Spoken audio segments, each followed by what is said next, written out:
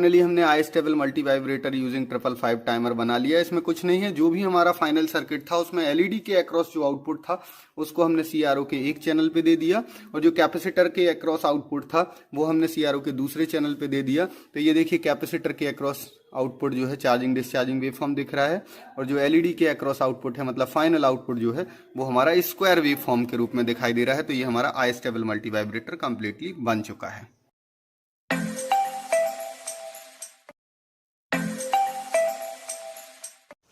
तो 555 टाइमर की सहायता से आई स्टेबल मल्टी वाइब्रेटर को ब्रेडबोर्ड पे डिजाइन करने से पहले थोड़ा सा हम थ्योरेटिकली इसे समझ लेते हैं। वैसे 555 टाइमर की जो आईसी होगी वो इस तरीके की आईसी होगी, जहां पे ये इस तरीके का जो सिंबल होगा इससे लेफ्ट साइड से एंटी क्लॉकवाइज नंबरिंग होती है। नंबरिंग उसमें लिखी नहीं होगी, आपको पता करना पड़ेगा कि इधर 1 2 3 4 5 6 7 8। किसी भी आईसी में ये नंबरिंग पहचानने का तरीका होता है कि यहाँ एक बबल बना रहता है और उसको ऐसे टॉप की तरफ रख के लेफ्ट साइड से एंटी क्लॉकवाइज घूम जाइए तो नंबरिंग आपको समझ में आ जाएगी। अब 555 टाइमर की सहायता से आई स्टेबल मल्टी वाइब्रेटर का सर्किट डायग्राम आप सभी ने देखा होगा। इसको हम थोड़ा एलईडी की सहायता से आपको डिजाइन करके बताते हैं, आपको समझ में आएगा कि कैसे वाइब्रेशंस जनरेट हो रहे हैं इस वीडियो में एलईडी की सहायता से। नेक्स्ट वीडियो में हम इसी को सीआरओ की सहायता से डिस्प्ले पे वेवफॉर्म डिस्प्ले करके भी बताएंगे। तो यहाँ पे हमें क्या देखना है, हमने कुछ नहीं किया है।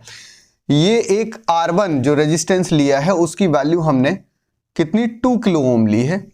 ये R2 जो है एक वेरिएबल रजिस्टर है, 10K का वेरिएबल रजिस्टर है, मैक्सिमम 10K इसकी वैल्यू जाएगी, और यहाँ पे 2K लगा हुआ है। मतलब हमने सिंपली क्या किया है, जो आपके R1 R2 रहते थे उसमें R2 को कर दिया है वेरी, और कैपेसिटर की यहाँ पे जो वैल्यू है वो हमने रखी हुई है 5 नैनोफेरेड। 5 नैनोफेरेड का हमने कैपेसिटर लिया है।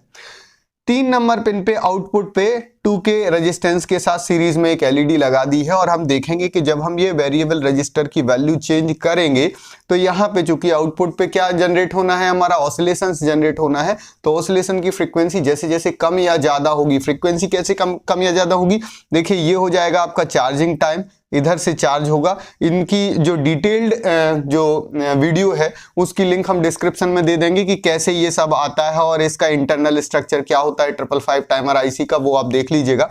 लेकिन मेन क्या है, चार्जिंग टाइम हमने निकाल के बताया था, ये चार्जिंग टाइम होता है क्योंकि R1 R2 के थ्रू चार्ज होता है, और ये डिस्चार्जिंग टाइम होता है। तो टोटल टाइम हो जाएगा दोनों का एडिशन, और फ्रीक्वेंसी हो जाएगी 1/T। मतलब इस फ्रीक्वेंसी से आउटपुट में ऑसिलेशंस जनरेट होंगी।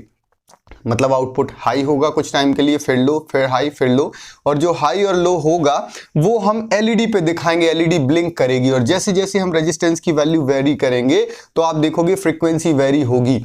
जैसे देखिए R बढ़ेगा तो टाइम बढ़ेगा, यानी कि फ्रीक्वेंसी क्या होगी, कम होगी। R बढ़ाएंगे तो फ्रीक्वेंसी कम होगी, R कम करेंगे तो फ्रीक्वेंसी जो है बढ़ेगी। मतलब जो ब्लिंकिंग की स्पीड है वो कम ज्यादा हम प्रैक्टिकली करके देखते हैं, और इसका जो डिटेल्ड थ्योरेटिकल एक्सप्लेनेशन है वो जिन जिन वीडियोस में है वो हम लिंक आपको दे देंगे, तो उन लिंक से आप देख लीजिएगा। अभी हम देखते हैं कि कैसे प्रैक्टिकली हम कनेक्शंस करें और कैसे इस सर्किट को एलईडी की सहायता से समझें। देखते हैं, बना के देखते हैं।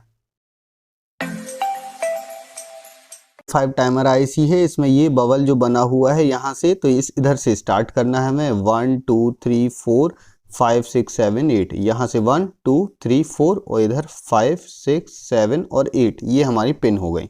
अब हम इसके कनेक्शन देखते हैं। सबसे पहले तो 1 नंबर पिन को हमें ग्राउंड से कनेक्ट करना है, और 4 और 8 नंबर पिन को कॉमन एक दूसरे से कनेक्ट करके हाई सप्लाई पे कनेक्ट करना है। तो हम ये एज्यूम करके चलते हैं कि इधर वाली सप्लाई हाई सप्लाई है और नीचे वाली सप्लाई जो है हमारी वो ग्राउंड है। तो 1 नंबर पिन को ग्राउंड से कनेक्ट कर दे रहे हैं, और 4 और 8 को हम हाई सप्लाई से कनेक्ट करते हैं। 4 और 8 को एक दूसरे से कनेक्ट करना है, 4 और 8 एक दूसरे से कनेक्ट हो गई, और इनको हाई सप्लाई से कनेक्ट करना है, तो ये हाई सप्लाई से कनेक्ट हो गई। अब हाई सप्लाई से एक रेजिस्टेंस ले जाना है 2 किलो ओम का रेजिस्टेंस, जो कि हमें 7 नंबर पिन से कनेक्ट करना है, इस 7 नंबर पिन से, और साथ ही साथ वेरिएबल रजिस्टर के एक टर्मिनल से कनेक्ट करना है। तो ये कैपेसिटर ये रजिस्टर हमारा कनेक्ट हो गया किससे, ग्राउंड और 7 नंबर पिन से कनेक्ट हो गया। अब इसका एक टर्मिनल, ये वाला जो टर्मिनल जो 7 नंबर से कनेक्ट है, यही टर्मिनल हमें वेरिएबल रजिस्टर से कनेक्ट करना है।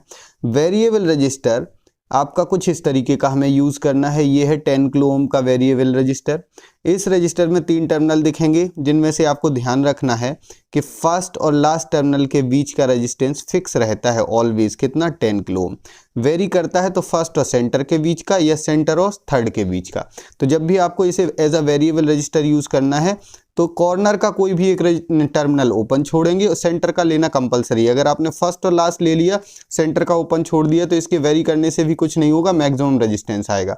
तो अब हम क्या करेंगे, यहाँ पे देखिए इस रेजिस्टेंस का एक टर्मिनल कनेक्ट करेंगे इस वाले टर्मिनल पे, ये वाले टर्मिनल पे, इस टर्मिनल पे, या फिर सेंटर पे भी ले सकते हैं। तो अभी हम सेंटर पे कर लेते हैं, दूसरे टर्मिनल पे कैपेसिटर कनेक्ट कर देंगे। तो सेंटर वाले टर्मिनल से ये रेजिस्टेंस वाला टर्मिनल कनेक्ट कर देते हैं।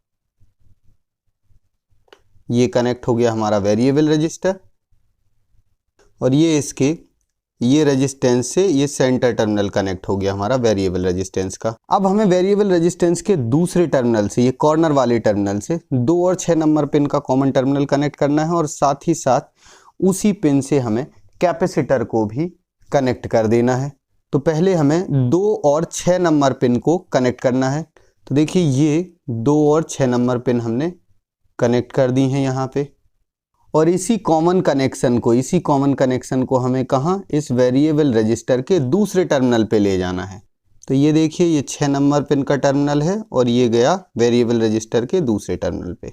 अब इसी दूसरे टर्मिनल से हमें कैपेसिटर कनेक्ट करना है जो हमने 5 माइक्रोफेरेड लिया है, और उसको ग्राउंड से कनेक्ट कर देना है। तो ये हमने कैपेसिटर कनेक्ट कर लिया। अब कैपेसिटर का ये जो दूसरा टर्मिनल है इसको हम ग्राउंड से कनेक्ट कर देंगे। तो ये कैपेसिटर का दूसरा टर्मिनल जो है वो हमारा किससे कनेक्ट हो गया, ग्राउंड से कनेक्ट हो चुका है। अब हमें कुछ नहीं करना है, बस 3 नंबर पिन से आउटपुट लेना है। दैट मीन्स एक 3 नंबर पिन पे रेजिस्टेंस कनेक्ट करना है हम, जो कि 2 किलो ओम का यूज करेंगे, और उसी पे एक एलईडी कनेक्ट कर देना है। तो ये देखिए ये 3 नंबर पिन से हमने एक रजिस्टर कनेक्ट किया, और इसी रजिस्टर से हमें क्या करना है, एलईडी का, देखिए एलईडी में ये प्लस माइनस, ये बड़ा वाला टर्मिनल पॉजिटिव होता है, छोटा वाला नेगेटिव होता है। कुछ लोग बोलते हैं अगर इसे काट दें तो क्या होगा। तो अगर इन टर्मिनल्स को काट भी दिया जाए तो देखिए अंदर जो बड़ा टर्मिनल है आपका, उसके अंदर आप देखोगे छोटा ट्रायंगल दिखाई दे रहा है, और छोटे टर्मिनल के अंदर बड़ा ट्रायंगल। दैट मीन्स अगर इन्हें कोई काट के बराबर भी कर दे तो जो छोटा ट्रायंगल दिखेगा अंदर वो होगा पॉजिटिव टर्मिनल, जो बड़ा ट्रायंगल दिखेगा अंदर वो होगा नेगेटिव टर्मिनल। लेकिन टर्मिनल के हिसाब से उल्टा होता है, बड़ा टर्मिनल जो है वो पॉजिटिव, छोटा वाला नेगेटिव। लेकिन ट्रायंगल में देखोगे छोटा वाला पॉजिटिव और बड़ा वाला नेगेटिव। तो ये देखिए बड़ा वाला जो पॉजिटिव है उसको हमने कनेक्ट किया ये रजिस्टर से, और यहीं से हम इसको किससे कनेक्ट कर देंगे, ग्राउंड से कनेक्ट कर देते हैं। तो ये हमारी एलईडी भी कनेक्ट हो गई है। 5 नंबर पिन को हमें ओपन छोड़ देना है, और इस तरीके से ये हमारा आई स्टेबल मल्टी वाइब्रेटर 555 टाइमर की सहायता से तैयार हो गया, जिसका आउटपुट हम एलईडी पे देखने वाले हैं। अब हमें कुछ नहीं करना है, सप्लाई भर कनेक्ट करना है, जहां पे हम ध्यान देंगे कि पॉजिटिव सप्लाई देंगे यहाँ पे और नेगेटिव सप्लाई देंगे यहाँ पे। और इस तरीके से देखिए हमने पॉजिटिव सप्लाई दे दी यहाँ पे और नेगेटिव सप्लाई दे दी यहाँ पे। तो ये देखिए 3 नंबर पिन पे एलईडी ब्लिंक करने लगी। That means output low high हो रहा है, यानी कि ये आई स्टेबल मल्टी वाइब्रेटर बन चुका है। अब ये जो ब्लिंक कर रही है इसकी आप स्पीड देखो, बहुत स्लो ब्लिंक कर रही है। जब स्लो ब्लिंक कर रही दैट मीन्स यहाँ पे ये रेजिस्टेंस मैक्सिमम है। अब हम इसको रोटेट करेंगे और रेजिस्टेंस को कम करेंगे, जिससे फ्रीक्वेंसी हमारे फॉर्मूले के हिसाब से क्या हो जाएगी, फ्रीक्वेंसी जो होगी वो बढ़ना शुरू हो जाएगी, क्योंकि रेजिस्टेंस हमारा कम होना शुरू हो जाएगा। तो देखिए ब्लिंकिंग की स्पीड हमारी क्या होने लगी, बढ़ने लगी। ब्लिंकिंग की स्पीड बढ़ रही है, दैट मीन्स आउटपुट की फ्रीक्वेंसी जो है वो बढ़ गई, क्योंकि हमने ये R2 रेजिस्टेंस को वेरी करके क्या कर दिया, कम। और ज़्यादा बढ़ाएंगे तो और ज़्यादा स्पीड बढ़ेगी। जैसे जैसे हम और ज़्यादा रेजिस्टेंस जैसे जैसे कम करते जाएंगे वैसे वैसे ब्लिंकिंग की स्पीड बढ़ती जाएगी, यानी कि आउटपुट की फ्रीक्वेंसी क्या हो रही, बढ़ रही। और रेजिस्टेंस और ज़्यादा कम करेंगे तो एक स्पीड ऐसी आएगी जिसपे हमें ब्लिंक भी समझ में नहीं आएगा, क्योंकि फ्रीक्वेंसी वेरी हाई हो जाएगी। तो जितना हमारी आइज डिटेक्ट कर सकती हैं ब्लिंकिंग को, उतना हम कर सकते हैं। देखिए हम रेजिस्टेंस को बढ़ा रहे हैं तो ब्लिंकिंग स्लो हो रहा है, और रेजिस्टेंस जैसे ही कम कर रहे हैं तो ब्लिंकिंग बढ़ जा रहा है। तो ये हमारा क्या हो रहा है, 555 टाइमर की सहायता से आई स्टेबल मल्टी वाइब्रेटर बन गया है, जिसका आउटपुट हम किस पे देख रहे हैं, एलईडी पे देख रहे हैं। इसी का आउटपुट हम वेव फॉर्म के फॉर्म में सीआरओ पे भी देख सकते हैं, और सीआरओ पे जब हम देखेंगे तो कैपेसिटर के अक्रॉस आउटपुट भी हमें दिखाई देगा, और 3 नंबर पिन पे भी आउटपुट दिखाई देगा, और वो वेव फॉर्म इसी को हम सीआरओ पे लेने वाले हैं। इसी के आउटपुट को हम कहाँ देखेंगे, अभी CRO पे देखने वाले हैं। तो हमें क्या करना है, जो LED के अक्रॉस आउटपुट है उसे CRO के एक चैनल पे ले लेना है, और जो कैपेसिटर जो हमारा लगा हुआ था, इस सर्किट को डिटेल में देखिएगा, तो कैपेसिटर के अक्रॉस जो आउटपुट है उसे CRO के दूसरे चैनल पे ले लेना है। देखिए ये CRO पे हमने कैपेसिटर के अक्रॉस जो आउटपुट है वो लिया है इस चैनल पे, चैनल 1 पे, और LED के अक्रॉस जो आउटपुट है वो लिया है इस चैनल पे, चैनल 2 पे। तो देखिए ये LED के अक्रॉस जो आउटपुट है वो आपको लगभग स्क्वायर वेव मिल रहा है, और ये जो कैपेसिटर के अक्रॉस जो आउटपुट है वो देखिए चार्जिंग और डिस्चार्जिंग की आपको वेव फॉर्म दिख रही है। ये 2VCC/3 और VCC/3 के बीच में चार्जिंग और डिस्चार्जिंग की वेव फॉर्म आपको दिखेगी। यहाँ पे देखिए ये जो हमारा वेरिएबल रजिस्टर है, इस वेरिएबल रजिस्टर की वैल्यू अगर हम चेंज करते हैं तो देखिए वहां पे देख रहे होंगे आप, वेव फॉर्म में भी वेरिएशन दिखाई दे रहा होगा आपको। CRO की स्क्रीन पे वेव फॉर्म में ड्यूटी साइकिल में परिवर्तन आपको क्लियरली दिखाई दे जाएगा।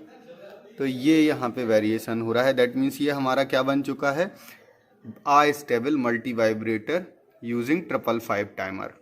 तो फाइनली हमने I-स्टेबल मल्टी वाइब्रेटर यूजिंग 555 टाइमर बना लिया। इसमें कुछ नहीं है, जो भी हमारा फाइनल सर्किट था उसमें LED के अक्रॉस जो आउटपुट था उसको हमने CRO के एक चैनल पे दे दिया, और जो कैपेसिटर के अक्रॉस आउटपुट था वो हमने CRO के दूसरे चैनल पे दे दिया। तो ये देखिए कैपेसिटर के अक्रॉस आउटपुट जो है चार्जिंग डिस्चार्जिंग वेव फॉर्म दिख रहा है, और जो LED के अक्रॉस आउटपुट है मतलब फाइनल आउटपुट जो है वो हमारा स्क्वायर वेव फॉर्म के रूप में दिखाई दे रहा है। तो ये हमारा I-स्टेबल मल्टी वाइब्रेटर कंप्लीटली बन चुका है।